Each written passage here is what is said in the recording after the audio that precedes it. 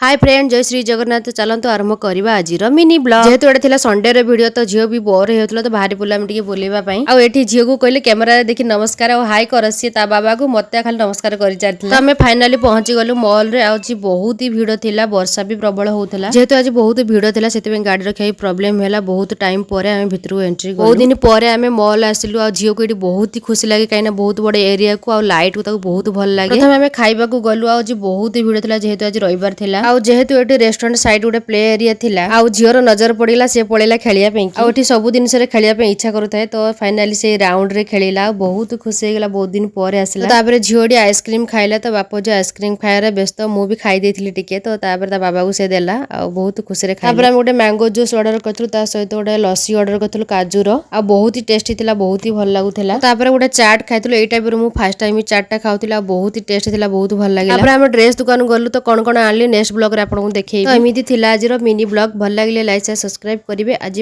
रोची देखा next family mini blog रे जय श्री जगन्नाथ।